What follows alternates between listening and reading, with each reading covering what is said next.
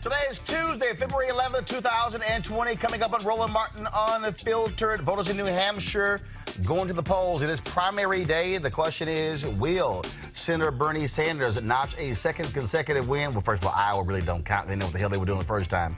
How will Pete Buttigieg, Elizabeth Warren, Joe Biden, and Klobuchar and the others form? We'll talk about that. Also, rough day for Michael Bloomberg. An audio clip posted of him talking about black men being slammed up against the wall, part of stop and frisk.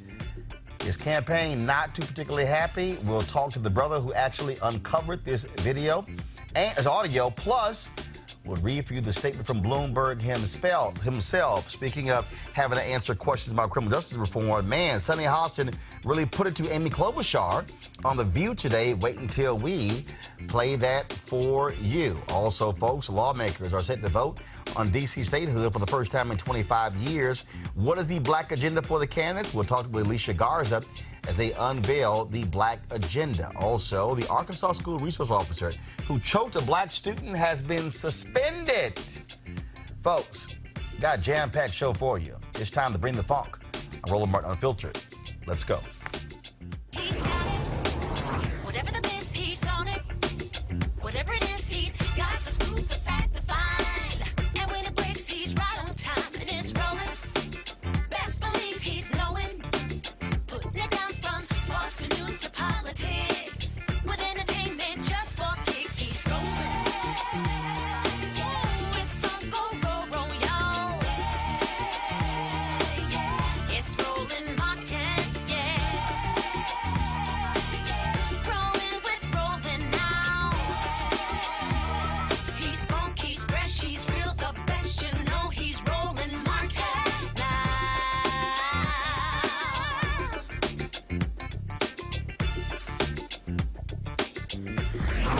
Martin.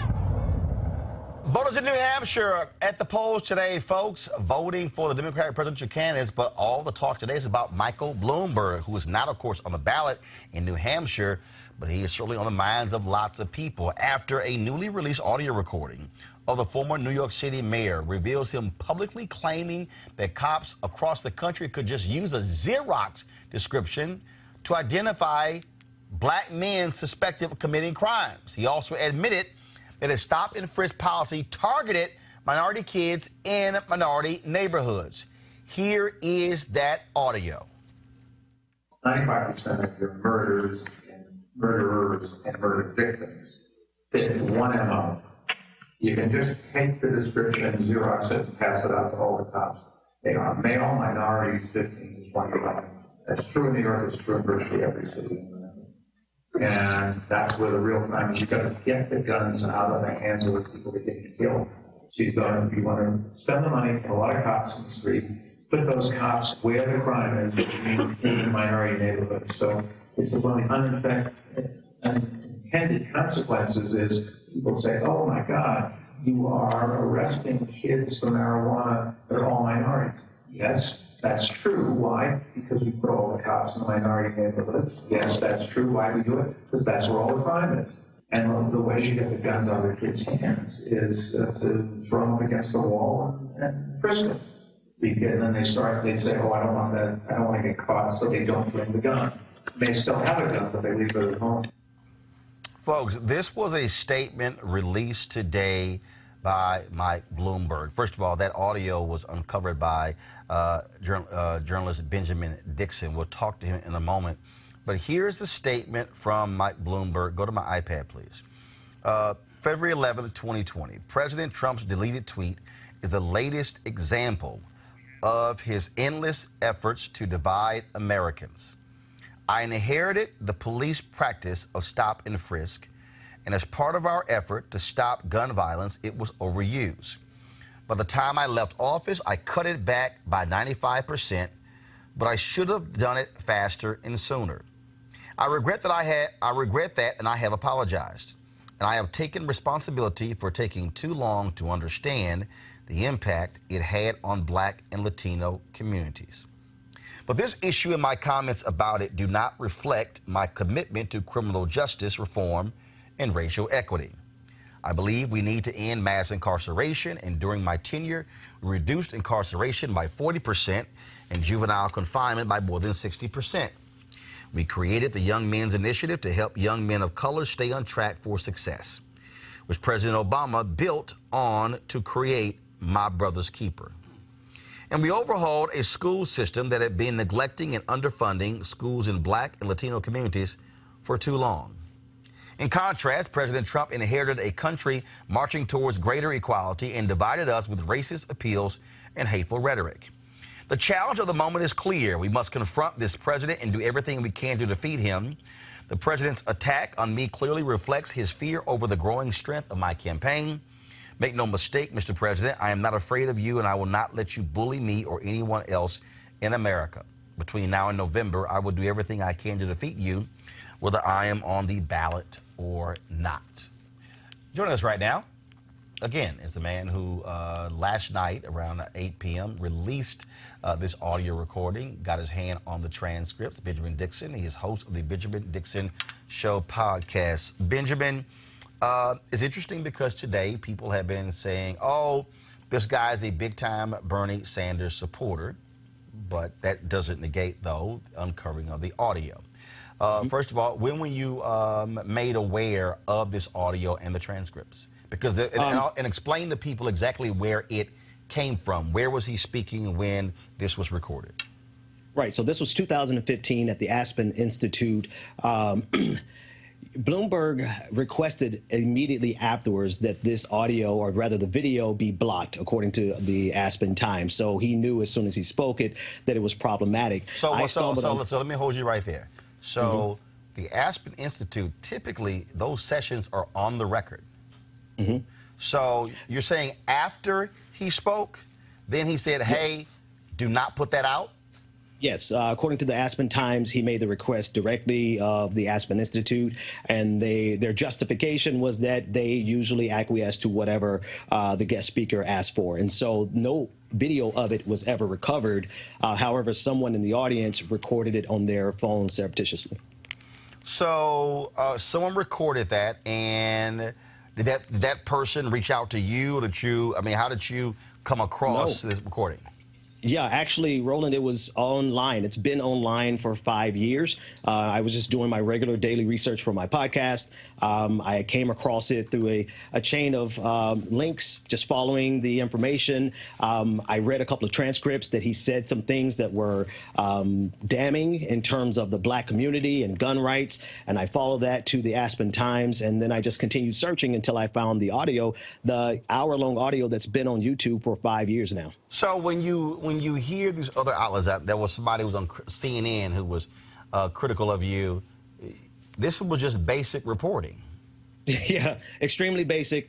There was no conspiracy. There was nothing planned, right? I mean, it quite literally fell into my lap, but it fell into my lap because I did some basic research, and CNN, they called me out about it, asking questions about my motivations. My motivations was my daily work that I do on my podcast, and I found this audio, cleaned it up. I did the transcript. I did type up the transcript and put the video together, but those are his words.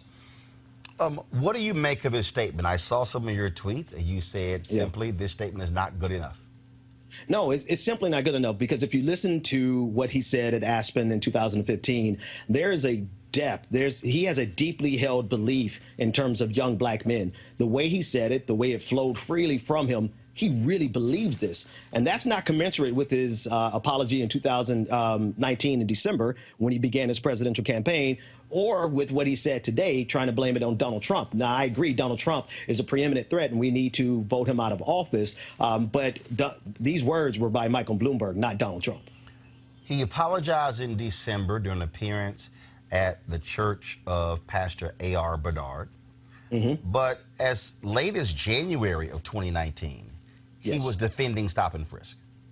Absolutely. This is, and that's the thing that this statement really reveals, right? It reveals his philosophy, what he believes with regards to young Black and brown men, but it also reveals his governing principle, right? Instead of addressing the underlying reasons there's crime, instead of exploring it, addressing poverty, he sends in $8 billion worth of police officers, which he says in the Fuller clip, $8 billion that they spend a year. And so his governing principle is to send in the forces instead of exploring how we can eradicate crime through eradicating poverty. And so this is really the type of mentality that I believe he would take to the White House. So it's problematic, and it doesn't match up with his, it's a half-hearted apology that he gave us. What's also interesting, again, when you look at this, in terms of what he said, and others are also saying that, well, we don't know the full context. So the question is this here: will the Aspen Institute release the full speech? They recorded it, so clearly that was a recording. Right. Right. There's a full recording. There is the full 45-minute speech that's on YouTube. I made sure to give the proper context in the clips that I cut up, because I'm like anyone else. I get tired of videos that are taken out of context. But the context is there. He's explaining the justification for why they arrest young men. They arrest young men because that's where they send all the police. They send all the police there because that's where all the crime is. It's fully in context in terms of the conversation of justifying stop and frisk. So here's what's interesting. When I look at this statement here, again, this is the quote. I inherited the police practice of stop and frisk. By the time I left office, I cut it back 95%. He left office December 31st, 2013. Yet, in August of 2013, a federal judge ruled stop and frisk to be unconstitutional. Right. So he gives the impression in his statement that he made the judgment to pull back stop and frisk because of criticisms, when in fact it was a federal judge who declared stop and frisk to be unconstitutional. So it wasn't voluntarily him reducing it. It was the court saying it's unconstitutional. Right. And Roland, as you mentioned, he defended stop and frisk all the way up until the point he decided to run for president. And so now he's running for president. We get it. He's pouring hundreds of millions of dollars into his campaign, advertisements all across the country. He's portraying himself as the person who can beat Donald Trump. But we still have to ask the question, can he really beat Donald Trump when a guy with a podcast in an hour was able to pull up this kind of information? Imagine what the GOP is going to do to him when they have $1 billion behind their campaign against them. He has questions to answer about this. And I think he is able to apologize. I'm not saying he's not redeemable, but the apology does not match up to the depth of his philosophical worldview with regard to young black men that we saw in that video and that audio clip. Here's also what I find to be interesting. And again, this is just basic stuff that we do as journalists. So he says, again, he pulls it back in terms of by 95%. Yet, if you actually read the New York Times story, okay, and I'm reading here, and this is for all people who are listening, I want you to hear this. The judge in this case was Shira Scheindlin, okay? Here's a paragraph here that I think is important. In her 195-page decision, Judge Scheindlin concluded that the stops, which soared in number over the last decade as crime continued to decline, demonstrated a widespread disregard for the Fourth Amendment, which protects against unreasonable searches and seizures by the government, as well as the 14th Amendment's Equal Protection Clause. This is the New York Times, folks, and the story is dated August 12, 2013, for folks who are following along. Mayor Michael R. Bloomberg angrily accused the judge of deliberately denying the city, quote, a fair trial, unquote, and said the city would file an appeal. Striking a defiant tone, Mr. Bloomberg said, quote, you're not going to see any change in tactics overnight, unquote. He said he hoped the appeal process would allow the current stop and frisk practices to continue through the end of his administration because, quote, I wouldn't want to be responsible for a lot of people dying. This is on the story is dated August 12th, 2013. Yeah. His term ends December 2013. So here was a man, again, in his statement. He says, I inherited the police practice of stop and frisk, right. and as part of our effort to stop gun violence, it was overused. By the time I left office, I cut it back by 95%. Yet, the New York Times is quoting him in August of 2013, angrily defending it and saying he wants it to continue. Right. Where's the truth here? Is it in this new statement, or is it in Michael Bloomberg what he said when the judge made her decision? Right. You could tell from his response to the judge, right, that this is something that was near and dear to him. That's confirmed with the audio that we released. This is something that flows from him as a principled philosophy of what he believes, how he looks at young black men, how he looks at young brown men, and particularly how he thinks the government should be used to rectify the situation. This is what he believes, and it sneaks out. And the question is see, he distracted. Donald Trump became a distraction today. That's what Donald Trump is a master of, right? But the real question that Michael Bloomberg needs to answer is, does he still believe these things, or does he repudiate his old statements? The thing for me, let me read some more from the New York Times piece, and I just want to get your response. The judge found that for much of the last decade, patrol officers had stopped innocent people without any objective reason to suspect them of wrongdoing. Right. But her criticism went beyond the conduct of police officers. In this 195-page ruling, she wrote this: I also conclude that the city's highest officials have turned a blind eye to the evidence that officers are conducting stops in a racially discriminatory manner, citing statements that Mr. Bloomberg and the police commissioner, Raymond W. Kelly, have made in defending the policy. Yeah.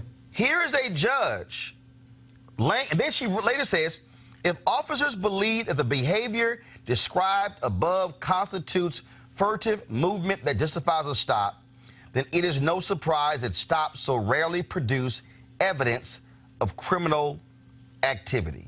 She talked about the human toll of these unconstitutional stops, saying that the plaintiffs testified in terms of their feelings, their beliefs about the cops. She characterized, according to the Times, she characterized each stop, quote, as a demeaning and humiliating experience. No one should live in fear of being stopped whenever he leaves his home to go about the activities of daily life.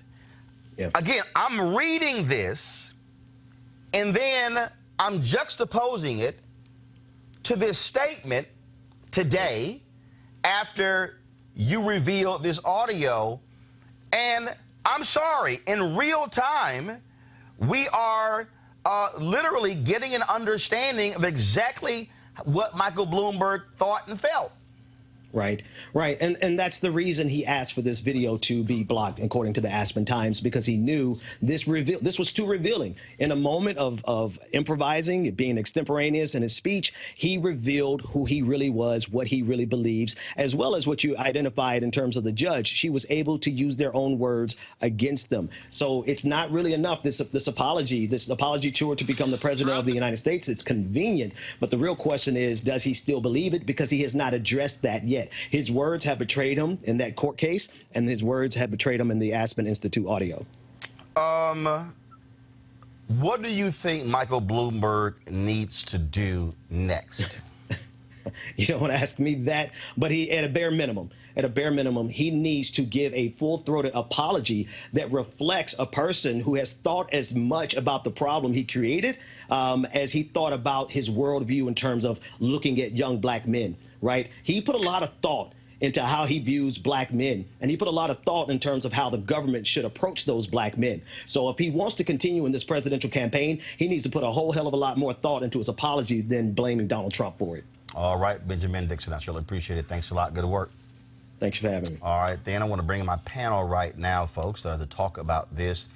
and some other issues. Joining me, Mustafa Santiago Ali, of course, work with the Environmental Protection Agency. Glad to have him here. Also, Kelly Bethea, communication strategist, Malik Abdul, Republican strategist. In a moment, folks, I'm going to play a video of Michael Bloomberg, again, responding in 2013 to what that judge wrote. Mustafa, I want to start with you.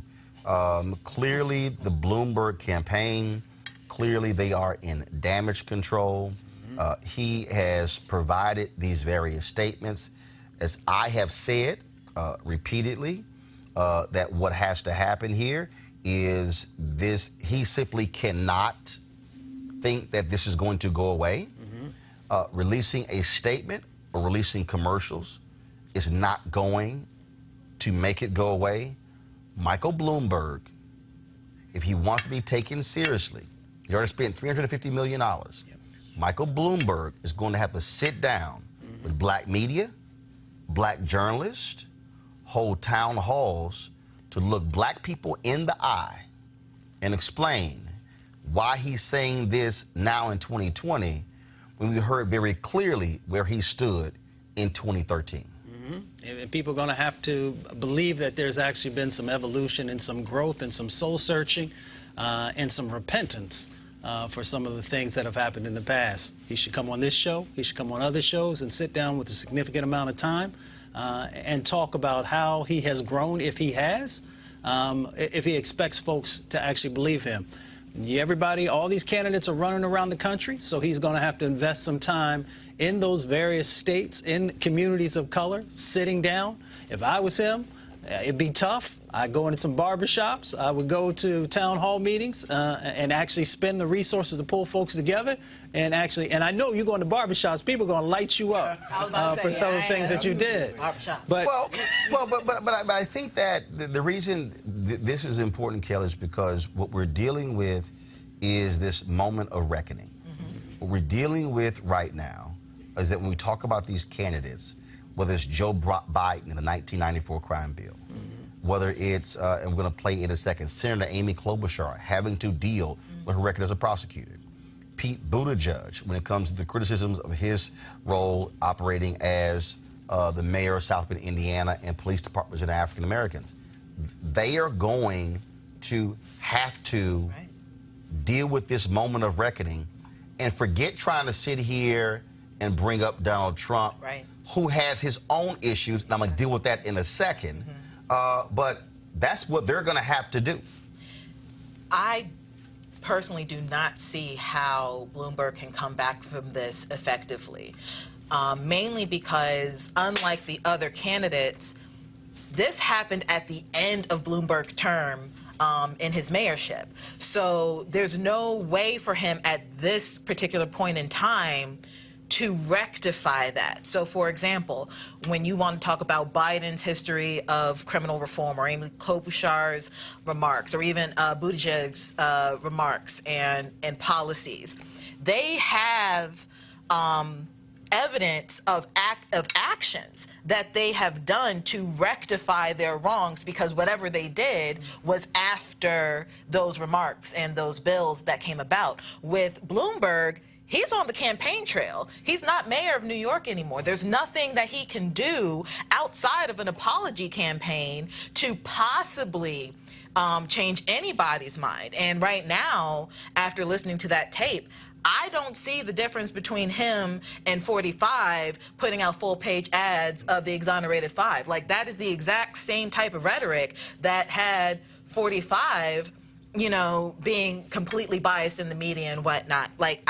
this was not just a remark that he did. This was not just, you know, a thought in his head. He came up with a strategy at Aspen Institute of perpetuating an already flawed but existing school-to-prison pipeline, stop-and-frisk procedures, inherently racial bias that is embedded in police policy. Like, he perpetuated all of that in his remarks. So this wasn't just a remark. This wasn't some off-the-hand statement. This was a strategy that he didn't come up off of until a court said that he had to. So I don't know how he can come back from this. One of the issues here, Melik, is that they increased stop and frisk as crime was going down. You would think that if crime is going down, you are limiting stop and frisk. That's not what they did. Right. Yeah, so many problems that I have with this. One of those is the fact that it kind of reminded, well, two things. So when listening to him, I thought Super Predator. The other thing that I thought is that it was almost like an all lives matter moment in his statement that he gave. Instead of addressing the comments at the beginning of it, like, I don't know who's advising him. I don't know. So I don't know if this is just his personal ego or who is advising him. You know, the mayor from D.C., you know, probably could have told him something different since she endorsed him. But at the beginning of your statement, you talk about Donald Trump. You don't say, hey, I realize that, you know, I'm at a different place. This was at a different time. You don't mention your comments until the end of your statement, and then you follow up with more talking about Donald Trump. The other problem that I have with this is that he made these comments after he was no longer in office. So it's not like he was sitting there in the middle of this, debating it, having an intellectual conversation, a good give and take. He made this 2 years after he left office, which meant that he believed everything that he did while he was in office. And 2 years after. Yeah, because you're defending it even after you left office. Yeah. So I kind of agree with Kelly on this. I don't see how he comes back. Yes, there are criticisms that you can make about people who are prosecutors. You know, there were criticisms that we had about Kamala Harris. There are criticisms that you can make about Klobuchar. But his comments, I mean, he's talking about throwing people up against the wall. Yeah, well, 2 years after he was in office, after he was no longer in office. But it's deeper than that. It's deeper than that. So just let me add this real quick, Roland. So, you know, whether it is $1 billion or $100 million that was additionally given to the police force in New York, if you want to eradicate crime, if you want to change the dynamics that are happening, then you have to make investments inside of those communities. Those dollars could have very easily been changed, and they would have gotten positive results out of it. And here's the other thing that just gets me sometimes.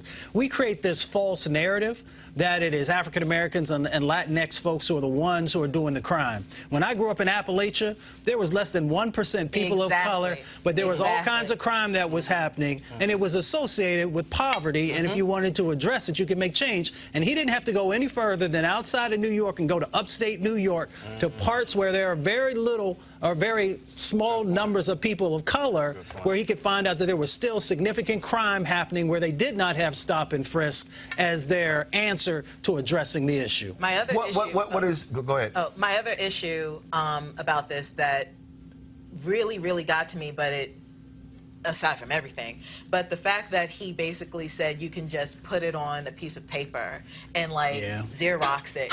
First of all, we had a whole thing in Baltimore City where that was basically told through the DOJ that you can't do that.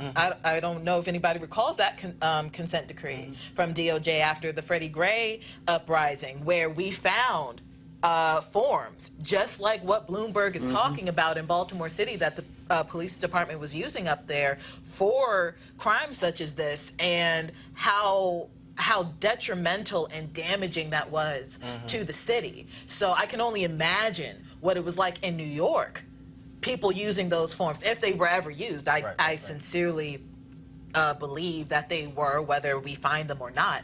But this again, it was a strategy. It was not a remark. This was a strategy, and I'm speechless. This is... Well, let me first of all, the Trump folks obviously jumped on this. Donald Trump retweeted something, but then he deleted that tweet. I guess probably after he got exposed himself, because his campaign, Brad Parscale and others are out there, and I wish we having some issues with my HDMI line here, so I wanted to play this video for you of Brad being on with Dana Perino when she challenged him, because this is what Donald Trump said in 2016, quote, "I would do stop and frisk. I think you have to. We did it in New York. It worked incredibly well, and you have to be proactive, and you really help people sort of change their mind automatically." I remember that. So the Trump administration, I remember that, cannot all of a sudden try, because they're sitting here trying to amplify this whole thing. Oh, Bloomberg is a racist. Liberals should be outraged at what he had to say.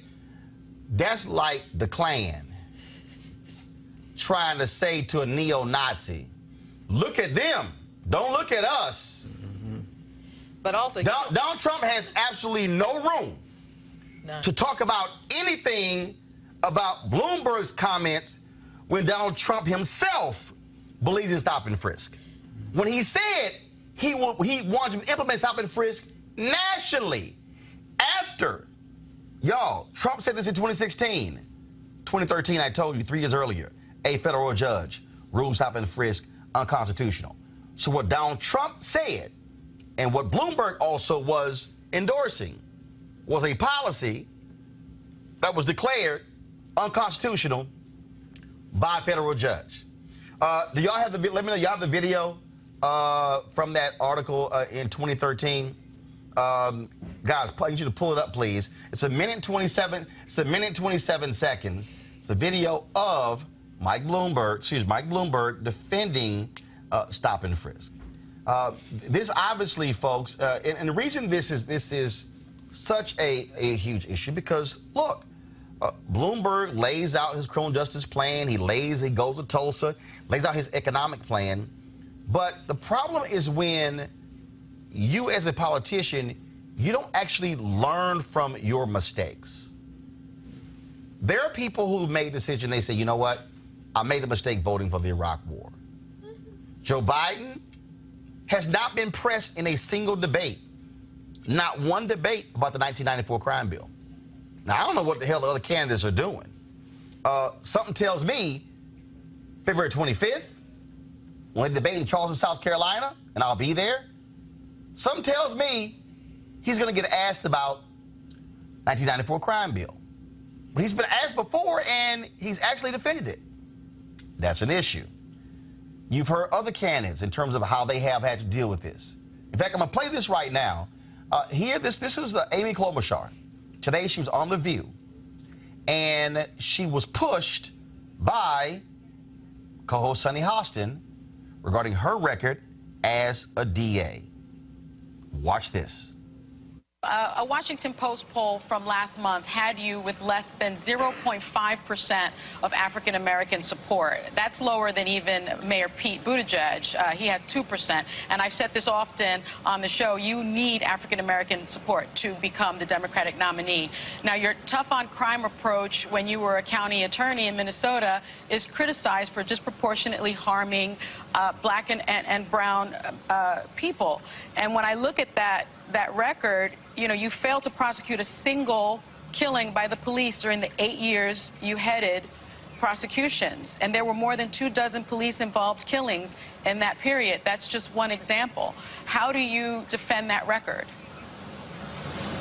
Okay, well, let's start. I'll lead out to the support, but I want to start with my work as county attorney. We all know there's systematic racism in this criminal justice system. There's no doubt about that. And I worked really hard when I was there, and I'm proud of the work we did to go after white-collar criminals, to use drug court in a big way. We had a very successful drug court, and we actually found got a 12% decrease in incarceration rates for African Americans.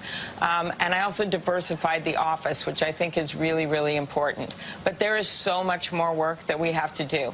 And that's why when I got to the U.S. Senate, I started working on things like the First Step Act, which we passed, which has decreased the criminal penalties and allowed some nonviolent offenders to get out of prison. I think we have to do that in a bigger way as well.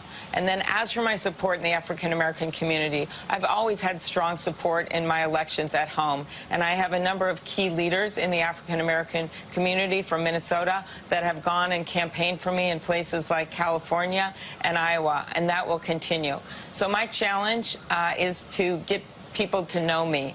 My message of economic opportunity, of investing in our schools, I think that matters.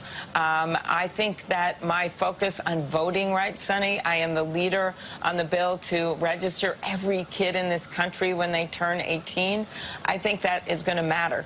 I'm the leader on the bill to get rid of gerrymandering, to get rid of voting purges.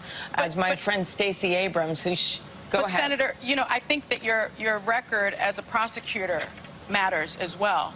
And when you campaigned for the Senate, you cited your prosecution of 16-year-old black teenager Mayan Burrell as an example of having been an aggressive prosecutor. And it gives me no pleasure to say this because, as you know, I was a prosecutor as well. I've reviewed the facts of that case, and it is one of the most flawed investigations and prosecutions that I think I have ever seen. When you look at it, you have your homicide detective on tape offering informants $500 a piece for names. When I looked at it, I also saw that Mr. Burrell's alibi witnesses were not looked at. His surveillance tapes were not looked at. I mean, how do you defend something like that to someone like me who is the mother of a black boy, a black teenager? This case would be my worst nightmare. Well, Sonny, I'll start with this. I've been very clear. All of the evidence needs to be immediately reviewed in that case. The past evidence and also any new evidence that has come forward, I've called for that. And I think you and I both share that background. And I have always believed that a job of a prosecutor is to protect the innocent and convict the guilty. But protect the innocent has to be key. So this case involved an 11-year-old African-American girl who was shot doing her homework at her kitchen table. I got to know her family, and I worked with them. But I would say I think any prosecutor who cares about justice, and I've always been on the side of justice, would say all evidence must be reviewed immediately, and that's what I think has to happen here. Well, you're a U.S. Senator. You for bringing it up. You're a U.S. Senator now. You're a powerful woman. What do you intend to do to right this wrong? Well, I've called for the office and the courts to review the evidence. That is what we must do in the justice system. I've also worked extensively with the Innocence Project in my previous job, and we reviewed all the serious cases we had that involved DNA evidence. This one didn't, but we reviewed those cases. It had no gun, it had no DNA evidence, and it had no fingerprints. Are we prosecuting exactly. Amy Klobuchar So this is today? a case that must it must be reviewed. Sonny, I think you know that I care so much about justice, and this case must be reviewed. See, perfect example. I mean, none of these people have challenged Amy Klobuchar. Now, if folks went after Senator Kamala Harris, has said nothing to Klobuchar. As Sonny said, she's she's not even getting 1% among black people. Yet folks are acting like somehow she can rise to the top here. But this is an issue. Again, if you go back to 2016, the damage that the super predators comment had on Hillary Clinton, not just amplified by Russian trolls, but also there were a lot of people who said, look, here was a problem, but also being defensive about a comment as opposed to being forthright and apologizing.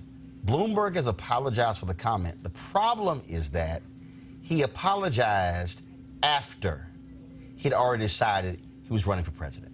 Yeah. That's the problem. Yeah. If Michael Bloomberg had apologized so he leaves office December 31st, 2013.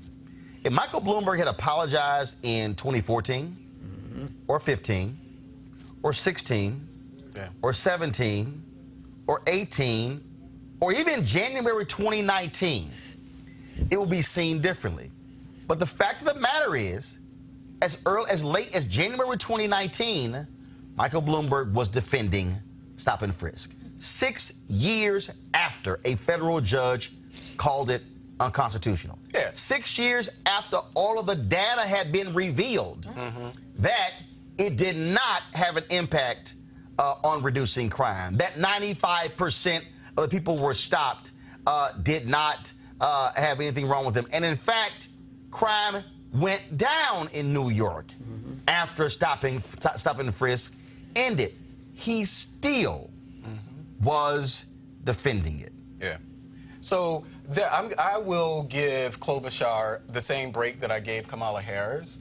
What people need to understand is that there are very few prosecutors who end up becoming president of the United States for reasons as we're seeing right now. You know, there are a lot of, you probably can go through any prosecutor's case, and I think Sonny she did probably a little more than I think was necessary. No, she did exactly what was necessary. Because you probably can go through any prosecutor's file and pick out a case and say this is where it But Melik, any prosecutor is not running for president. And when you run for president, your entire record is there. And so on one hand, you cannot in debate after debate talk about this and that about criminal justice reform and not own up to your own past. And so by pressing her, Sonny did exactly what she was supposed to do, because in fact, Sonny did what too many of these debate moderators have not done, and these other journalists have not done, is to challenge her. They were the same debates when they challenged Senator Kamala Harris.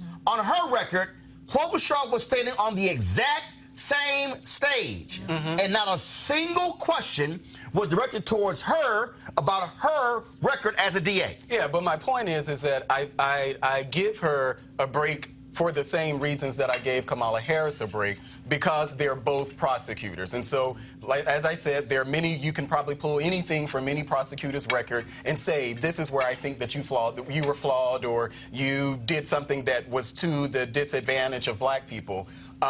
That part is actually true. I do think that she needs to be questioned on it. I don't think it's unfair for her to actually be questioned on these things. I just think when it comes to the role of a prosecutor, and even, in fact, even defense attorneys for that matter, But this you know.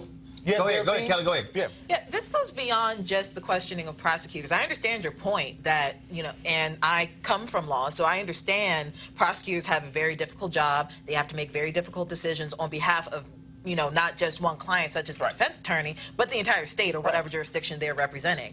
However, what I will say, especially when it comes to the debate stage, these moderators are really handling these candidates with kid gloves in the sense that it's like they are also somehow the PR team for these individual candidates, so that they will look in the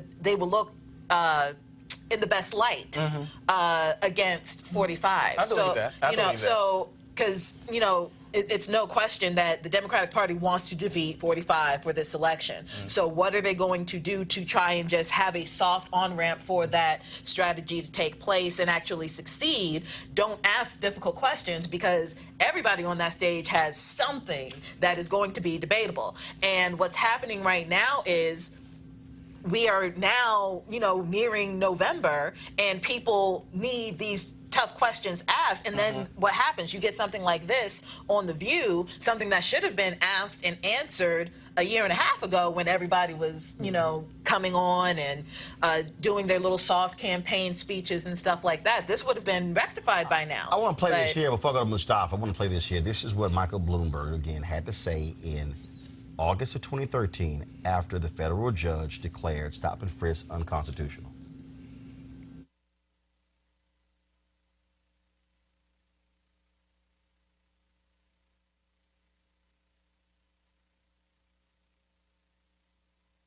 That so we can get the audio straight, guys. Let me know when it's ready, okay? Because again, the reason this is important is because when you are in the moment, Mustafa, you're speaking truthfully. You're not, after I reduced it by the end of my term, whatever. No, Michael Bloomberg was adamant.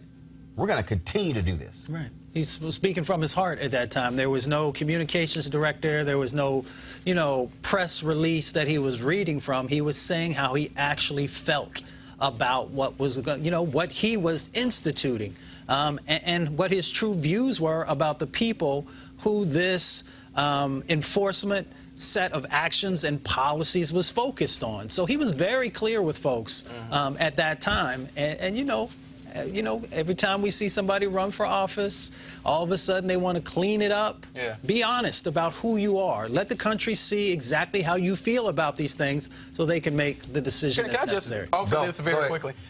One of the reasons, to your point about why other candidates may not be doing it, if, you know, I'm sure all of us watch the debates. Remember, there, even in, I think, the first or second debate and subsequent debates, when the candidates attacked each other, I remember Kamala Harris had a moment where she was the adult in the room. Well, we shouldn't do this to each other. Our focus is Donald Trump. Cory Booker had another moment. Our focus should be Donald Trump. We shouldn't be attacking each other. Donald Trump is the one. So that actually could be part of the reason. Yeah, why everybody's candidates having a united front on, you know, somebody from the Democratic Party becoming president as opposed to 45. And low-key, that's an issue because it should be the best candidate representing us as Americans being the president. But we don't believe it is 45, and therefore it should be somebody else. All right, here's the, again, this is Bloomberg in 2013.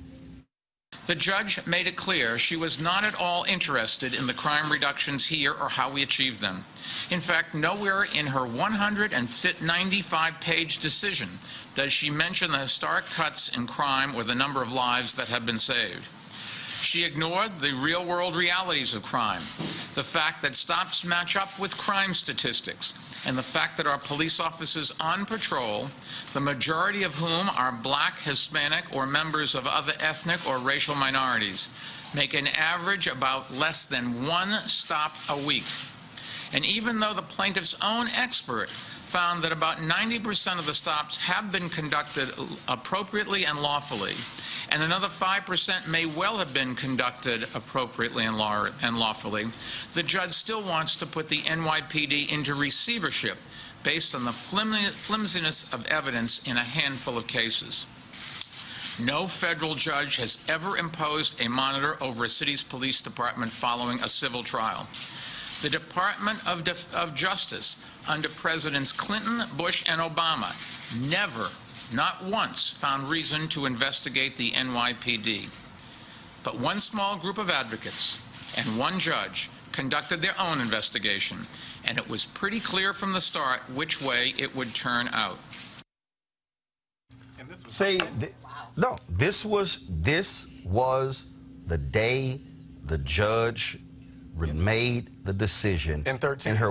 Yes, in August. Wow. This New York Times story is dated August 12th, 2013, and that was Michael Bloomberg addressing the media, chastising a federal judge for her ruling, slamming the individuals who filed the lawsuit, calling it flimsy evidence when we now know that without a doubt their evidence was absolutely strong, and the only thing flimsy was his defense and the defense of Commissioner Kelly in supporting stop and frisk. And see, this is why I keep saying, folks, Michael Bloomberg's campaign has a major problem now.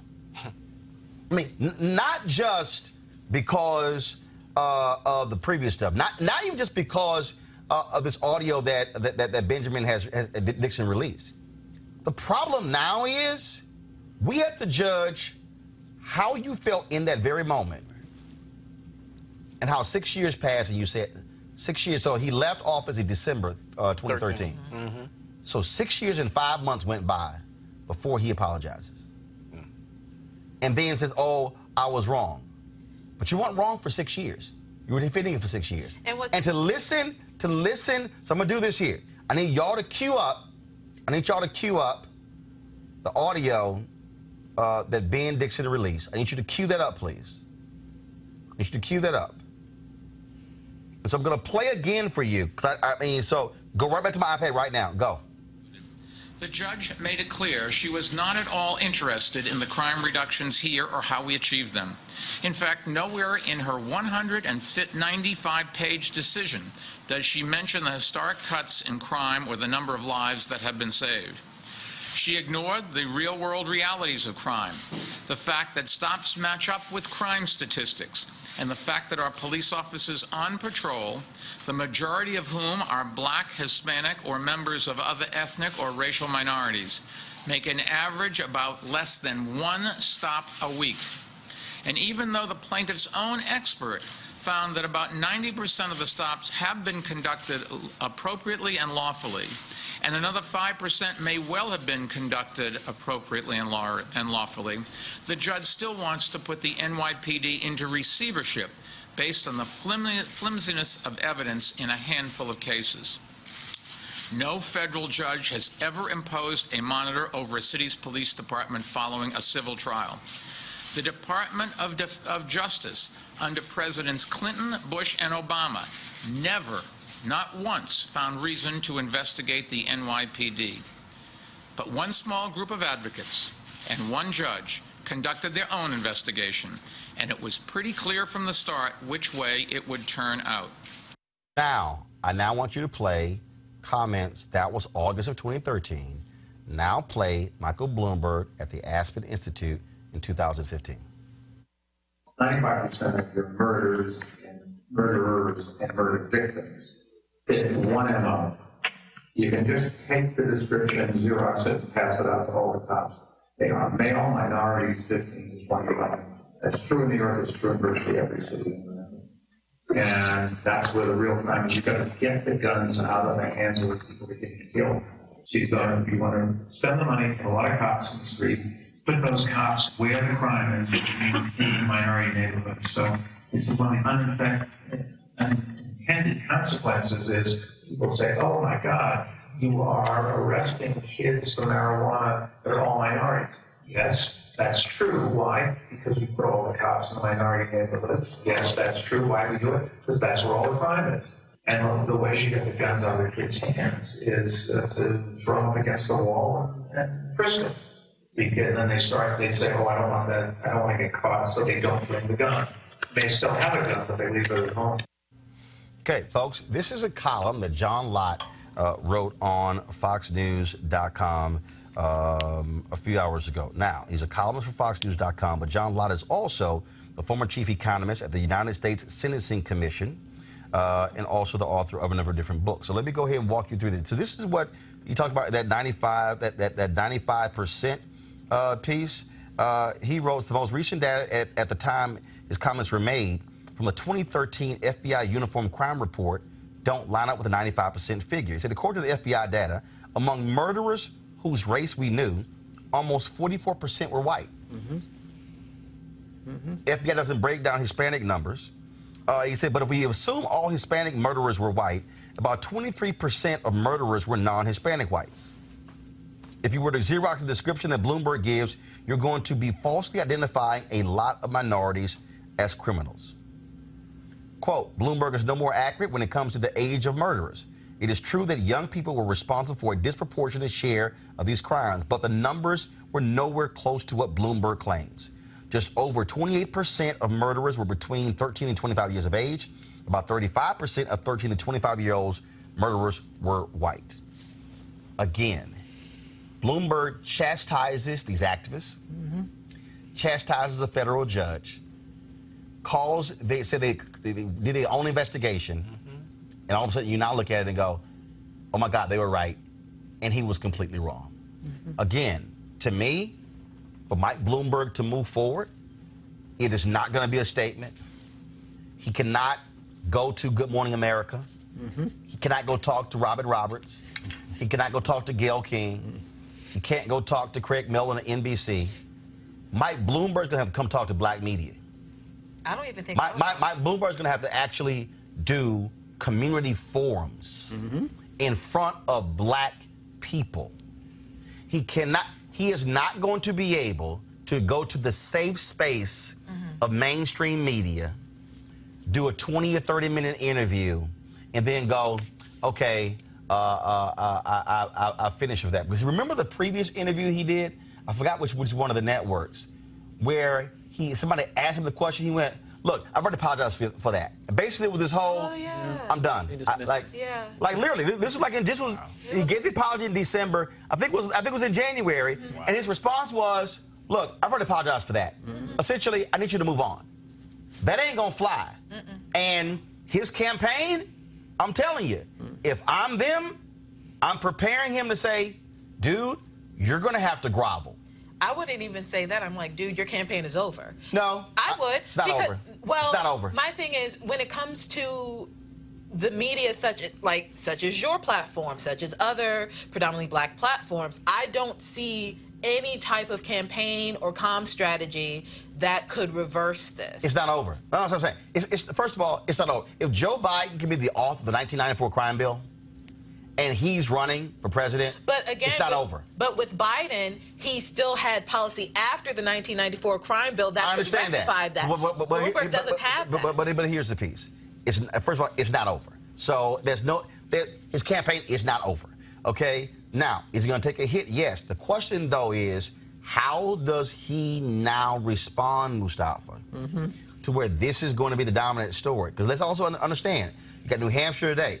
You got Nevada coming up, significant Latino population. And you got South Carolina, okay?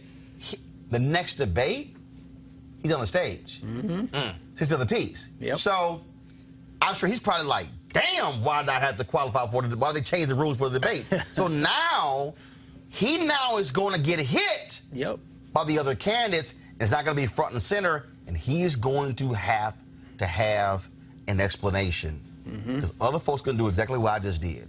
Walk through and hit play, and there are tons of other comments out there. He's got to put the work in. And if he's not willing to do it, then his campaign won't be able to garner the support that's necessary.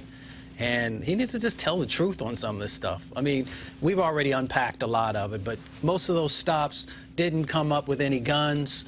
If he really wanted to talk about real crime, there was all kinds of crime happening on Staten Island and Long Island and right there, you know, in the financial district with all them cats who was using cocaine and they never got caught or never got clipped. So I just need him to actually have give us some real talk about where he is today and why he made the choices that he made before. And can I just say this very quickly?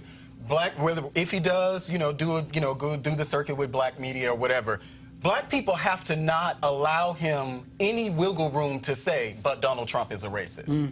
Hold him accountable for his own actions. Don't let him get in front of black media and say, well, but Donald Trump is so bad too. Well, first of all, two things can be true at the same time. I was about to say, but don't let him do it. Don't let him do it. But the point I made earlier was that when he invoked Trump in his statement, I'm going like, dude, that ain't gonna fly. I mean, like, bottom line is, if I had, so the issue that I have is an anatomy of the statement. You begin your statement by invoking Trump deleting a tweet, not accepting responsibility. Now, so let me just for the people who on his campaign, let me just say right now, that's bullshit. Okay. That's bullshit. For anybody on the comms team, on the Michael Bloomberg team, for any African Americans on his team, somebody should have said, yo, that's some bullshit. Okay? I'm just going to be straight up. Why am I saying that? Because the issue here is not Donald Trump deleting a tweet. Nope. The issue is what you said. And so it's a cute game in terms of trying to move to that whole point here. Like the opening line, go to my iPad. President Trump's deleted tweet is the latest example of his endless efforts to divide Americans. No. Sorry, Michael Bloomberg. That's unacceptable. That line should be completely deleted. Now, if you wanted to start, you should have started with, I inherited the police practice of stop and frisk. That's what you should have started with. And then, when you go to the bottom, okay? So, just so we're clear here,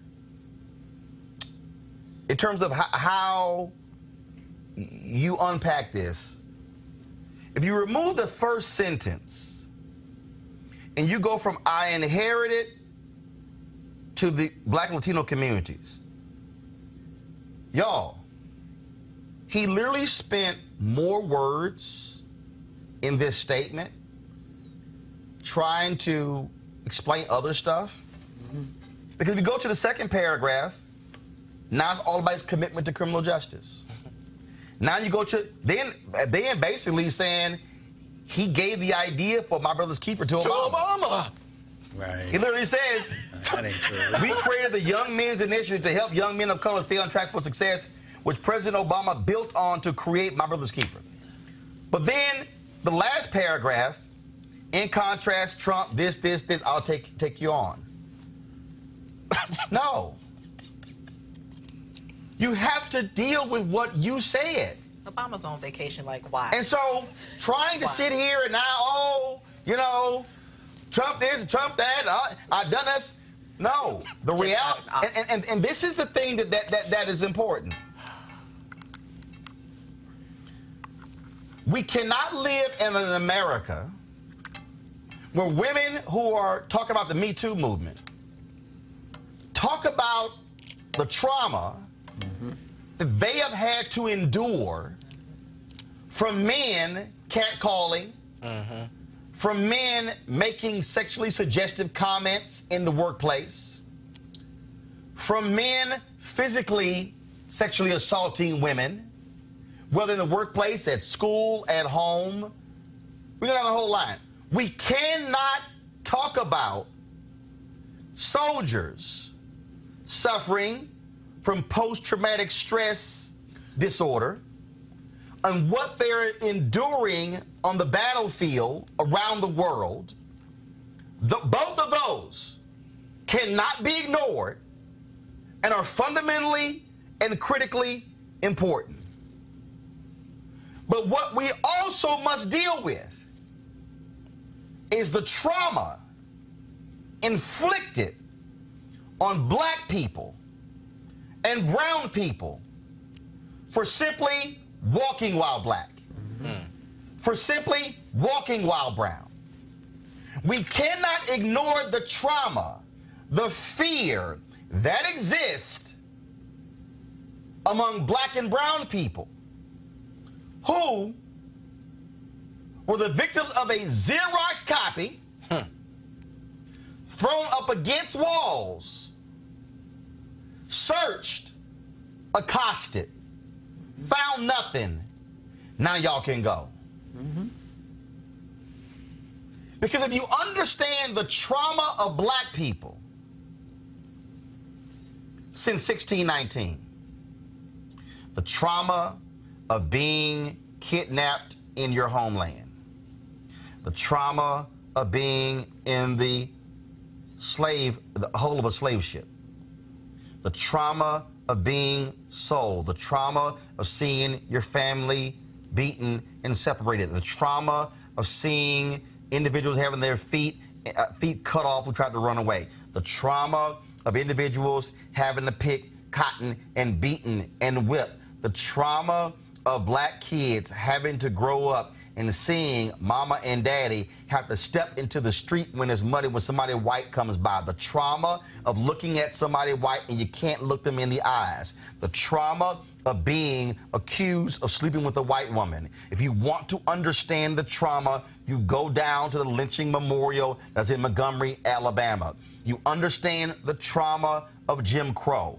the trauma of just being black and you get stopped. That, ladies and gentlemen, is the trauma that Michael Bloomberg has to understand. That what was unleashed upon black people in New York City and brown people, and let me add, New York City has the largest concentration of black people in the United States. So, Michael Bloomberg, I don't care about your Young Men's Initiative. Because, Michael Bloomberg, there probably was a young black man who was going to school, who was doing the right thing, who got stopped.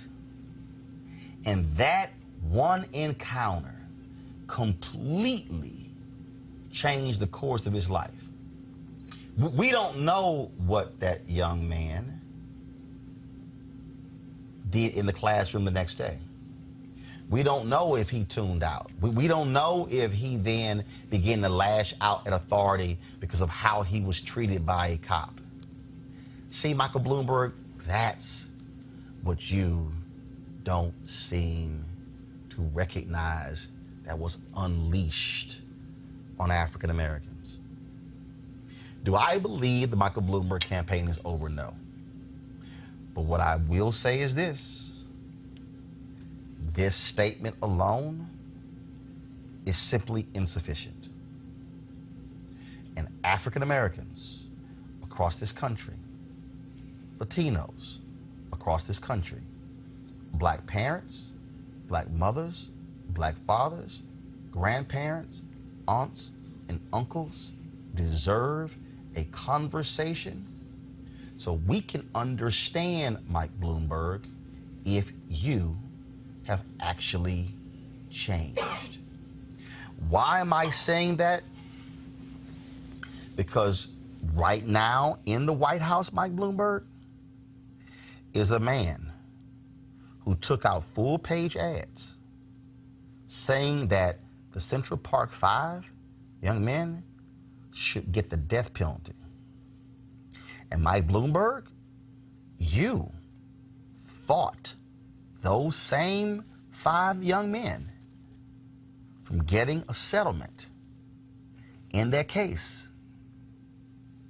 In fact, Mike Bloomberg, you are going to have to reckon with the fact that you would not settle. And the only reason the case of the exonerated 5 was settled for $40 million was because you left the mayor's office. And it was Bill de Blasio, the newly elected mayor of the city of New York, who in 2014 approved the settlement in that case. So, Michael Bloomberg, we want to see you stand up and say and call for the release of all of the depositions taken in the Central Park 5 case. We want to see what was stated in those depositions when it came to that case. Because you, Michael Bloomberg, cannot, in a statement, criticize Donald Trump when on this very issue, you and Donald Trump were bosom buddies. You defended stop and frisk. Donald Trump wanted stop and frisk. Donald Trump doubled down on the Central Park 5. You fought their settlement. And you could say all these other different things about how I've done this and done that. That is no different than a man who beats his wife and then brings her flowers and buys her gifts. You are going to have to speak to this issue. Because right now there's a liar sitting in the Oval Office. And we've got to know for real whether or not you have truly learned from your mistakes, or if you're simply making the political calculus and you hope that our disdain for Trump is strong enough to overlook what you said and did. Going to a break. When we come back, we'll talk with Alicia Garza about the Black Agenda next to Roland Martin Unfiltered. You want to check out Roland Martin Unfiltered? YouTube.com/Roland S. Martin. And subscribe to our YouTube channel. There's only one daily digital show out here that keeps it black and keep it real. It's Roland Martin Unfiltered. See that name right there? Roland Martin Unfiltered. Like, share, and subscribe to our YouTube channel. That's YouTube.com/Roland S. Martin. And don't forget to turn on your notifications so when we go live, you'll know it.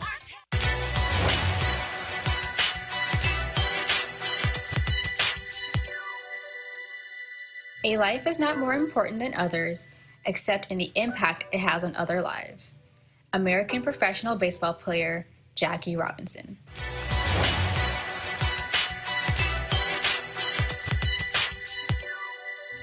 All right, folks, are you looking to enhance your leadership skills? Are you trying to enhance those of your team as well? Well, if so, you should join Reverend Dr. Jackie Hood Martin for her newest online course and mastermind group, How Successful People Think. She'll be your guide as you learn timeless leadership principles to apply to daily living. The offer expires February 28th. To register or start the course online, go to www.live2lead.com/Leesburg. That's www.live, L-I-V-E, the number 2, lead, LEAD.com/Leesburg. All right, folks, we talked about this campaign. The issues that are important to African Americans are critically important.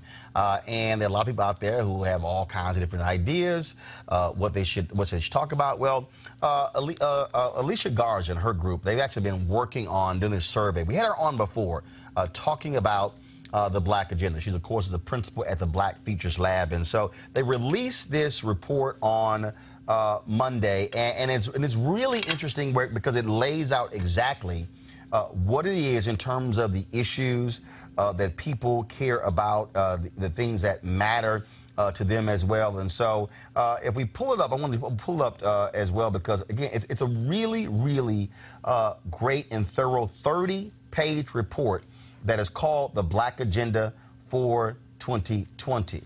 Again, what I love about it is that they spent time talking to 30,000 people across the country, black people. This is one of those deals where, you know, like it always happens, you know, they'll like, okay, you know, you talk to a different group and you get other folks' views about what we care about. No, it's African Americans as well. Go to my iPad, please. And so this is, of course, what it looks like here is called the Black Agenda 2020, Black to the Future Action Fund. And in this particular piece here, they talk about, again, make black people powerful in the economy, our society, our democracy, our communities, our families, and the legal system as well. And so as you go through this report, Black Agenda 2020 translates the Black census results into a policy platform that educates elected officials, policymakers, and legislators and challenges them to take positions that are beneficial to our communities. And we go through here.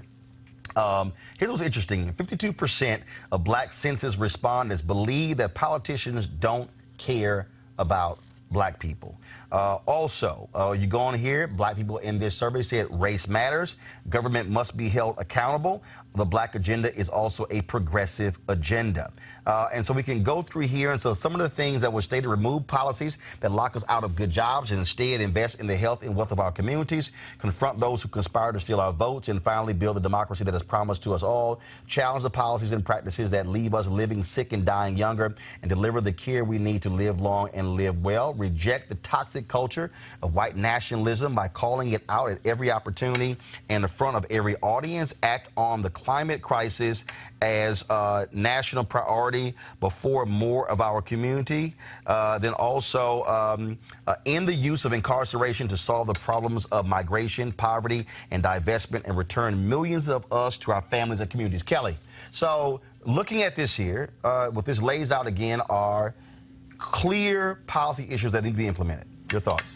I mean, I know some of my friends and I joke about having a black agenda. But this is actually legitimate. I think that these are things that not only black people need, but we all need, but specifically black people, because for so long we've been ignored. For so long we've been looked aside or just used as the token for other issues, or for white people to just kind of make their way through our issues. And but what do you make of it specifically when they laid out, they said jobs, dealing with voter suppression, and then also dealing with our health, white nationalism, as well as climate crisis as well. I mean, they're very specific in what they're laying out. No, I don't see what's wrong with it. I would add more so economic development. That was number one. So number one, that's the first thing I read: remove policies that lock us out of good jobs and instead invest in the health and wealth of our communities. And that was one of the things. Well, when I see that, when you said jobs, I think more along the lines of getting a job. I'm talking. No. They were talking about black entrepreneurs as well. Oh, okay. Well, then I don't see anything wrong with it. I think that that's very solid, very thorough. I would like to see if they have, you know, like a play-by-play as to exactly what they want. They do. Then Mustafa, in fact, they say 86% of black census respondents believe, go to my iPad, it is the role of the government to solve economic problems and bridge the gap between the rich and the poor. 79% favor expanding and increasing government aid for people who need it. Now, of course, Republicans will jump up and say, oh, that's not the government's job. But if you actually look at this nation in its history, even present day, the role the government plays in the creation of wealth in the private sector, the private sector, Elizabeth Warren has to say this all the time. Right. The private sector, you ain't get there all by yourself. At all. Exactly. This is a holistic agenda, which is exactly what we need. It talks about the policies and really also talks about our tax dollars and how we should be focusing those to actually help to make real change happen inside of our communities, to spur growth, to hold people accountable, and along, of course, with our vote and tying all that together. So we know if we vote, then we can redirect the resources to the places that they need to go, and we can make sure that the policies are in place, and we can also make sure that those, who are elected officials understand that there is an agenda that they have to meet, and we will hold them accountable. Malik, black census respondents think the government should pay reparations to African Americans for its role in the slave trade and history discrimination. Also, 90% of black census respondents view wages too low to support a family as a problem in the community. 85% support raising the minimum wage to $15 an hour, something Donald Trump opposes and most Republicans as well. Clearly, black folks are saying, no, that should be on this agenda. Well, for the most part, most of what I heard, they're pretty much, in line with what we hear with candidates, period, when they run for office. So, maybe give or take a one or two, but for the most part, what we heard is something that most campaigns are part of most campaigns' platform. Yeah, but one thing you have here in the Landrum-Griffin Act, restrictions on the ability of unions to hire some formerly incarcerated people. No. I don't hear many candidates talking about that. No, that's also actually... establish wage and standard boards as a mechanism to facilitate worker organizing and raise labor standards. Well, I don't know about as far as the union piece of that, but I do know even the administration is focusing on, with their second chance hiring program, on employing incarcerated individuals, formerly incarcerated individuals. One of the things, and I may have missed it, but I didn't hear an education component in there. I don't know if it was... No, it's in here. And in fact, also, you have a housing issue, Mustafa. Yep. Passed the American Housing and Economic Mobility Act, which increases housing affordability by controlling rent and home prices, incentivize local governments to reduce land use restrictions that drive up the cost of new home construction. Well, what did they say about education? Right here, invest in K-12 education. They have here, mandate that education funding at the federal, state, and local levels flow equitably to school districts, dismantle the school and prison pipeline by eliminating zero tolerance policies and limiting the presence of police in schools. Also, eliminate the growing number of policies that require registration and surveillance of students who have received mental health care as part of K-12 school enrollment, and require schools to stop using restraints and seclusion on students with disabilities. Yeah, I mean, and so yeah, I was worried about the education piece. Well, it's in here. Plus, they also have a whole section with college as well. Yeah, I think that's actually a good thing. I don't think, I still don't think it's out of line with what we normally hear as far as, it's good this to have. This is more comprehensive. Yeah, First of all, when you say politicians, you mean Democratic politicians, not Republican. Well, there are things in there that even Donald Trump is focusing on, which is why I mentioned the second chance hiring. So not every single bullet point is something that Republicans are focused on. But if you're talking about things as far as economic development, if you're talking about education, if you're talking about even investment, entrepreneurship, those are things that Republicans generally talk about. Right. So I don't think that's... But they're saying they don't talk about it, actually do it. No, I totally agree. If somebody say, well, what's the black agenda, you should be able to hand them a binder and say, here, well, there you go. Mustafa. Well, the thing that we have to also focus on is that they shared that there's a significant portion of the African American population who currently does not trust politicians, federal, state, and probably on down. So therefore, we need to make sure that these politicians are better in alignment with what African Americans are actually asking for. And that's how we change the dynamic. What's unfortunate is that a lot of, if not all of what's on this agenda, every American needs. Well, yeah. Every American needs this, and it's a shame that we constantly, as black people, have to be at the forefront of putting our needs out there as if nobody else needs it. Well, black people have been trying to teach America how to be Americans for forever. Anyway. So it's still frustrating, nonetheless. Black people. Right. So, it's still frustrating. There you go. Republicans tried to change the D.C. statehood bill to wipe out gun laws and punish any doctor in the proposed new state who failed to provide medical care to a child born alive after an attempted abortion. The amendments came during a House Committee on Oversight and Reform Committee meeting to consider a bill that would make D.C. the 51st state. Here's some of what took place in the hearing today. Along with the citizens of the District of Columbia, I greatly appreciate the hearing we held last September and this markup today, appropriately the same week we celebrate the birthdays of President Abraham Lincoln and Frederick Douglass, two champions of the rights of the residents of the District of Columbia. This has been a historic year for D.C. statehood, culminating in today's markup. When I introduced the bill on the first day of Congress, I did so with a record 155 original co-sponsors. Today, the bill has a record 223 co-sponsors, enough to pass in the House with co-sponsors alone. Moreover, we also have a record 35 co-sponsors of the Senate version of the bill, and we are especially grateful to its sponsor, Senator Tom Carper.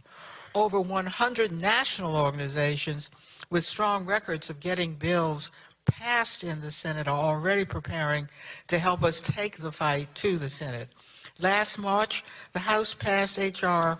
1, Representative Sarbanes for the People Act, which contained extensive findings supporting D.C. statehood, marking the first time in American history either chamber of Congress has endorsed D.C. statehood. Polls show that most Americans think the residents of the nation's capital have the same rights they enjoy.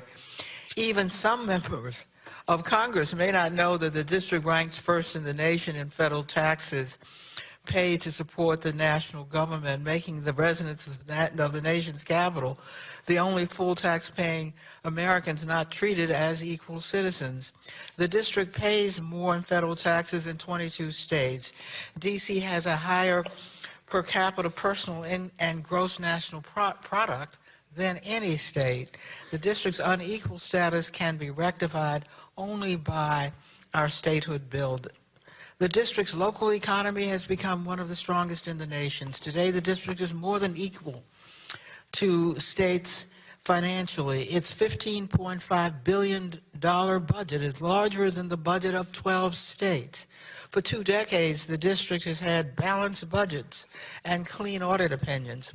Moody Investors Service has given the district's general obligation bonds its highest rating of AAA. Its per capita personal income expenditures are higher than those of any state, and its total personal consumption expenditures are greater than those of 7 states. The population of the district continues to grow, a year ago passing 700,000 for the first time since 1975. The population of the district is larger than that of Wyoming and Vermont, and is in league with 7 states that had a population under 1 million in the last census. D.C. residents have fought and died in every American war, including the war that led to the creation of the nation, the Revolutionary War. The district suffered more casualties than a number of states during the wars of the 20th century, but I could not vote on final passage of the National Defense Authorization Act last year. The veterans of the nation's capital have helped get voting rights for people throughout the world, but continue to come home without those same rights, or even the same rights as veterans with whom they served. Our statehood bill is clearly constitutional. Congress has the authority to make Washington Douglas Commonwealth a state under Article 4, Section 3, Clause 1. Its power to admit new states to the Union, combined with its Article 1, Section 8, Clause 17 power over the seat of government. The Congressional Research Service and even conservative legal scholar and practitioner Via Din, who served in the Department of Justice during the George W. Bush administration, have issued expert opinions that H.R. 51 is constitutional. Congress can carve out areas where D.C. residents live as the 51st state and reserve other areas as the national capital. The Congress has 2 choices. It can continue to exercise undemocratic authority over 700,000 American citizens who live in the nation's capital, treating them, in the words of Frederick Douglass, as aliens, not citizens, but subjects. Or it can live up to the nation's promise and ideals in taxation without representation and pass the Washington, D.C. Admission Act. Mustafa, it's about time. This makes no sense. D.C. should be a 51st state. Most definitely. Residents of the Washington, of the District of Columbia are seen as less than full citizens. We're supposed to have one man or one woman and one vote, and it's time for the District of Columbia to actually have that. You used to have the plates on the presidential limousine, Malik. Trump took them off. Yeah, so as a longtime resident of the District of Columbia, I am definitely for statehood. And so that people understand what having a non-voting member of Congress, non-voting representative in Congress means, is that we're pretty much similar to Guam. Our representative is the same as Guam. Now, they cannot vote on legislation in front of the full House. If they are a member of a committee, they can vote in that committee. They can introduce legislation in that committee. But once it goes to the full House, so Eleanor Holmes Norton, who we just saw, she will not be able to vote for, if this passes in the House, she will not be able to vote for it in the full House. And so that's essentially what it means. You know, I'm one of those, you know, we had a taxation, we've had so many, so many things on taxes, you know, taxation without representation. So I am 100% for the District of Columbia having a voting member of Congress where we're actually represented and paying plenty of taxes. Yeah, absolutely for it. And we don't have a we don't have a voice in the Senate. No, none at all. Yeah, none at all. Yeah, because those non-voting members that don't apply to the Senate, it's just the House of Representatives. Kelly. No, it's incredibly frustrating. I grew up here in D.C. I live here now in D.C. And it goes beyond just having representation in Congress. It's as granular as our municipal government as well, because there are things that we have to go to Congress for that any other state would not necessarily have to. Like, we have a surplus of what, like almost $300 million that we cannot touch without congressional approval, that, mind you, our own congresswoman can't even vote for because of the lack of representation. It's absolutely ridiculous. Our laws are contrived and complicated for no reason, and we are citizens too, and we need to start, you know, actually being citizens. We need to start enacting like it. All right, folks, the bill has been passed and now heads to the House. All right, folks, Jake Perry, a Camden Fairview High School resource officer, has been suspended after this video was posted of him choking a black student in Arkansas.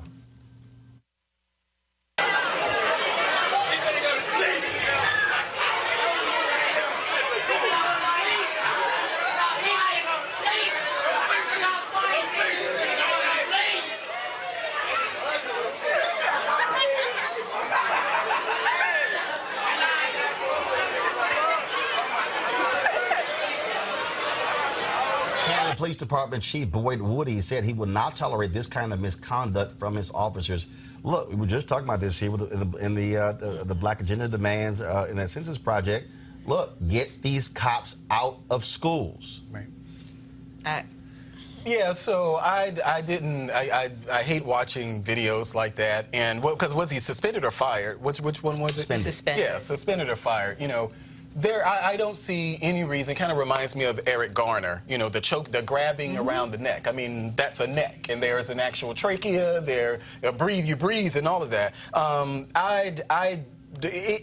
To detain any person by grabbing them by neck, especially a child, it's just kind of unconscionable. I doubt that. I don't know if that's policy in New Jersey or not. I can't imagine that it is. Since Putting a baby in a chokehold? Yeah, no. Since they actually suspended him, I doubt that it is. But any of those type of policies where we're restraining people, especially children, by grabbing them by their neck.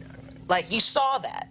And I keep saying this you cannot be an employee such that you are representing the public and your entire job is to protect the public if you were going to do something like that to a child. And we didn't see what happened before then. It doesn't matter. No, my point is that we didn't see what happened before then, but right there, what we're looking at right now, he wasn't a threat. But it doesn't matter. He wasn't even a threat. If he was a threat, he's still a minor. And there are tactics at play for police officers, security, anybody to apprehend a minor such that you're not going to kill him in the process.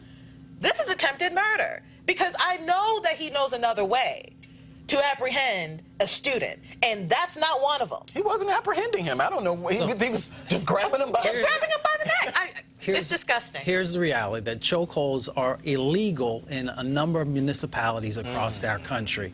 So they should definitely not be happening inside of our schools.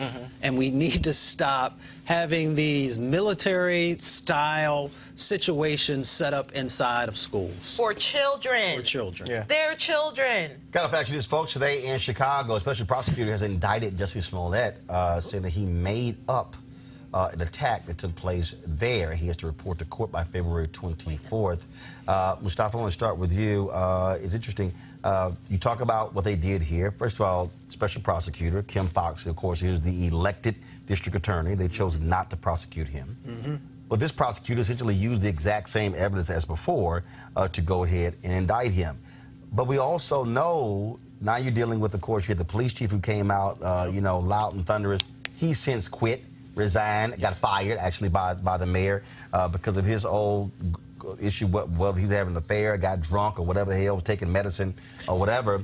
And so you got to ask yourself the question, can you actually even get a fair hearing as a result? Can Jussie Smollett get a fair hearing as a result of this? I don't think so. I think it'd be very difficult, considering all of the officials who've come out and said certain things and all the attention that they've placed on this case. So I think it would be very difficult for him to actually get a fair hearing.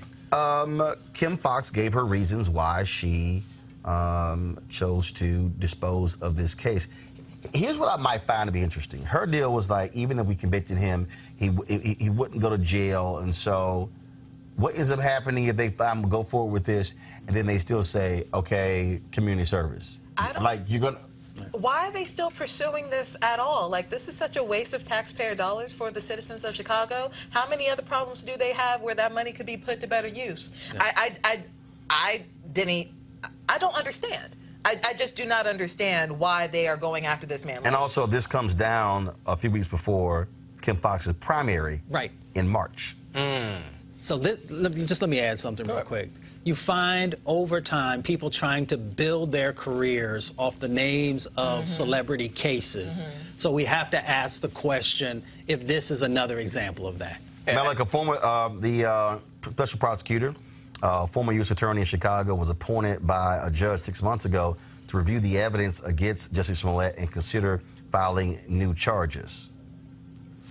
Yeah. So I don't think that, you know, I was one of those from the beginning who questioned whether or not what Jussie Smollett was saying was true, and we found out, at least by all accounts, it seemed as if he was lying. So let's agree to the fact that he was actually lying. Now, hold up. First of all, we can't agree the fact that he was lying because we don't know that. Right.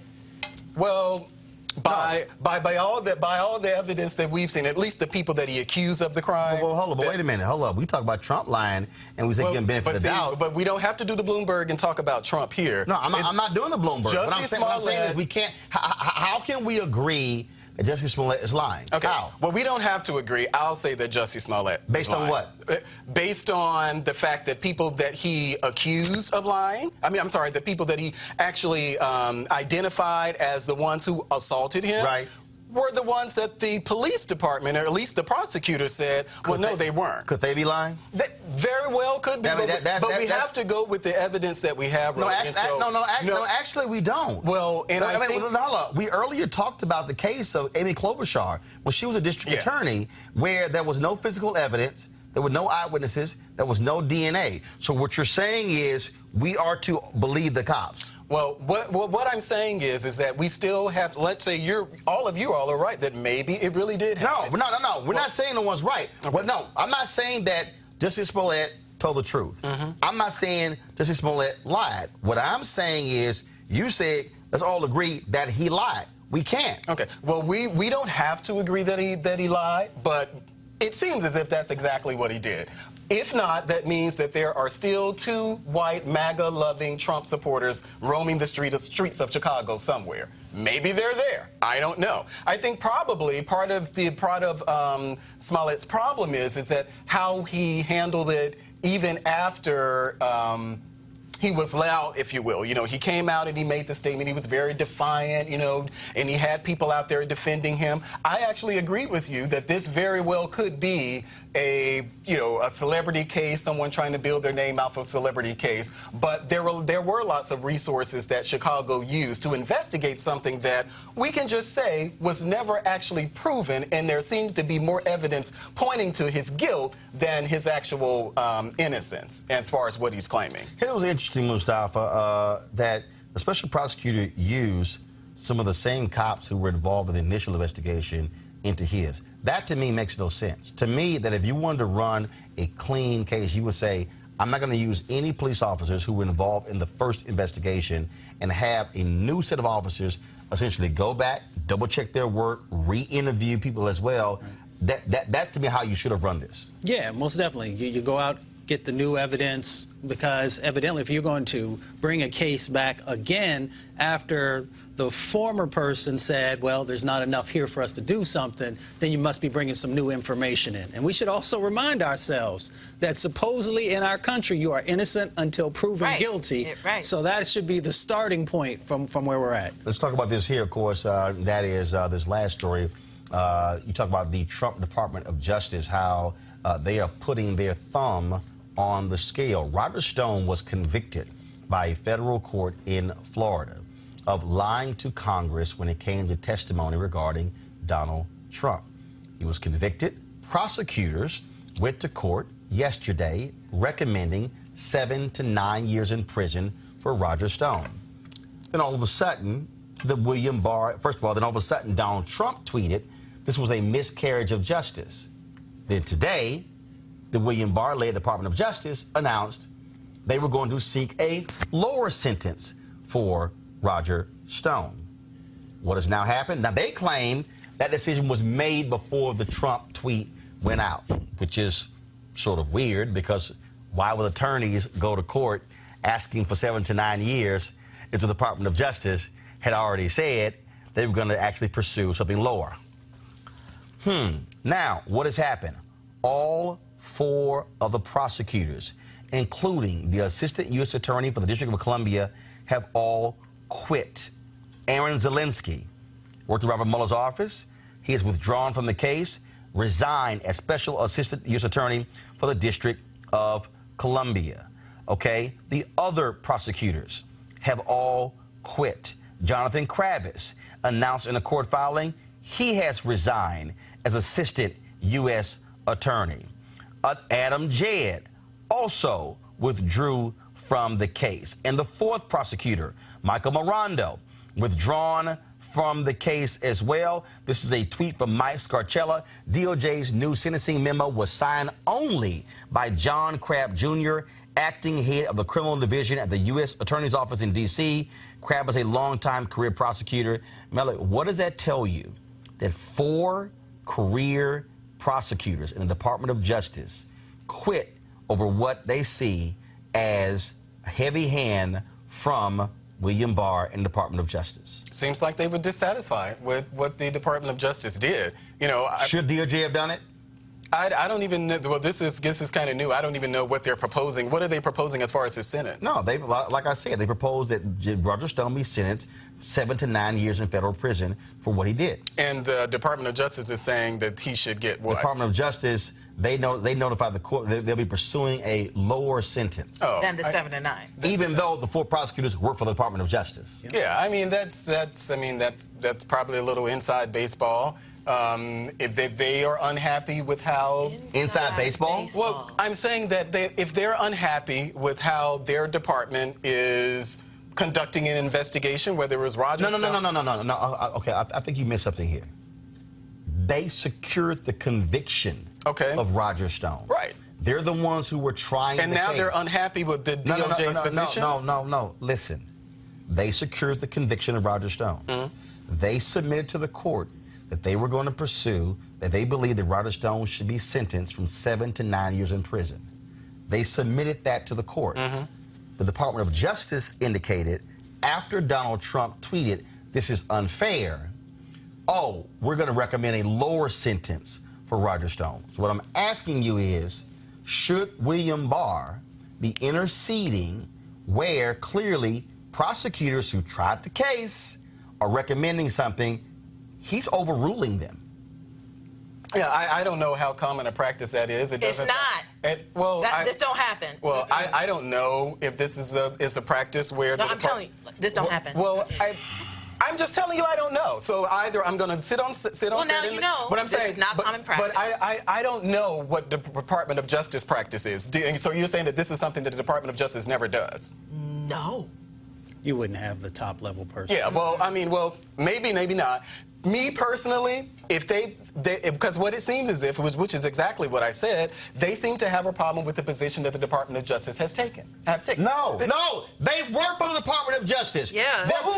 Their problem is that William Barr is trying to protect a Donald Trump crony and wants to lower the sentence. And where does William And Barr? that's why they're offended. So where does he work? Where does William Barr work? At the Department of Justice, right? He does. That's what I'm saying. So isn't William Barr's position going to be the official position of the Department of Justice, or those 4 attorneys who are now going? I actually thought that what happens, Kelly, is you allow your prosecutors to try cases and do their jobs. But it's still the Department of Justice, though. Kelly, I'm saying it's not a different department. Yeah, it's we still know that, the but go Department ahead. of Justice. Kelly, go ahead. Barr is stepping on the toes of his own employees. That's the problem. You do not override the authority of your employees in a district in which you may have jurisdiction in theory, but the whole point of an ASA is to act on behalf of the AG and do your job. What's happening right now is the AG is overriding whatever the ASA is doing based off of rules that the AG already has in play. For the ASA. Keep in mind, Mustafa, this is the same William Barr who purposely cut short the investigation of Robert Mueller because he wanted to be over. Yeah, this is how it played out. Donald Trump called William Barr. Exactly. Or they were in a meeting at the White House. Said, Roger Stone, he's a good guy. I really appreciate how he supported me over the years. It's unfortunate that his sentence is being at the length that it is. Do something Is there about anything you can do to help me out? Yeah, do something and about that is incredibly unethical. It's unethical. Like, on every ground. Like, that does not happen. Yeah, I mean, that does not happen. Me personally, I don't care enough about the Roger Stone case. If this is not something that the Department of Justice does, and this is going against, whatever their policy has been in the past, we did criticize William Barr for it, criticize Donald Trump for it. But as far as Roger Stone, in this case, whether he gets 7 years or whether he gets 1 year, I don't care. I mean, I just don't care. But criticize the department, criticize William Barr. If the criticism is warranted, criticize him. Let me tell you something right now, folks. Bottom line is this here. You have a thug in the White House. You got a thug running the Department of Justice. What you have here is William Barr, of course, who is not serving the interests of the United States of America. He is serving as the attorney for Donald Trump, protecting one of Donald Trump's cronies in Roger Stone. Don't be shocked if they come in and say, hey, just give him 6 months in jail. Here's the saving grace: the federal judge can ignore the White House. That's right. Yeah, the federal judge can no, it's not that. It's not like no big a deal, Malik, because here's the whole issue. You would hope that you have a Department of Justice that is about justice, not protecting the cronies of Donald Trump. That's not the case here. All right, folks, we appreciate everybody who's been on the show today. New Hampshire, all the polls close in New Hampshire in about 14 minutes, and so I'll be live tweeting some of my thoughts as well. So we'll see what happens, who wins tonight. Again, we still don't know who the hell won Iowa, so frankly, tonight is really the first state to vote. And actually, it truly is the first state to vote because the caucuses, to me, is still a joke, so I don't really care about that. So we'll talk about that tomorrow right here in Roland Martin Unfiltered. Please support us in what we do by going to RolandMartinUnfiltered.com. Join our Bring the Funk fan club. You can use Cash App, PayPal, or Square. Every dollar you give goes to support this show and what we do. Of course, we want to thank all of you who watched our live stream last night of Susan Taylor's National Cares Mentoring Gala. We're going to be restreaming that this weekend as well, so we look forward to doing that for you. All right, folks, we shall see you tomorrow. I got to go. Holla!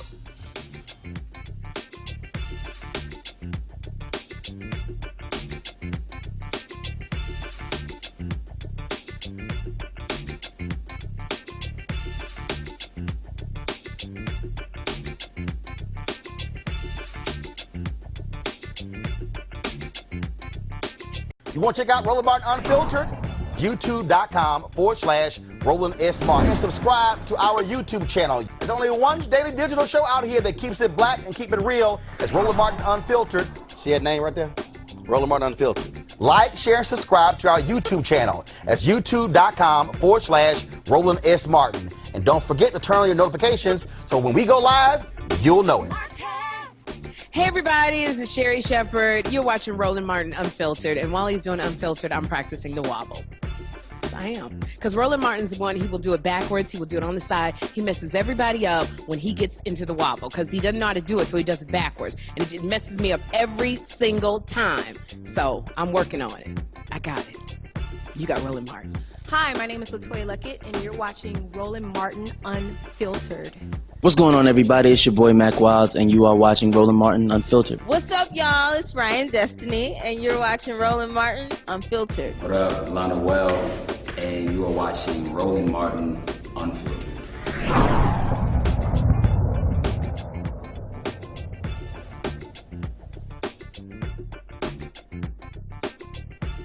You want to support Roland Martin Unfiltered? Be sure to join our Bring the Funk fan club. Every dollar that you give to us supports our daily digital show. There's only one daily digital show out here that keeps it black and keep it real. As Roland Martin Unfiltered. Support the Roland Martin Unfiltered daily digital show by going to RolandMartinUnfiltered.com. Our goal is to get 20,000 of our fans contributing $50 each for the whole year. You can make this possible. RolandMartinUnfiltered.com.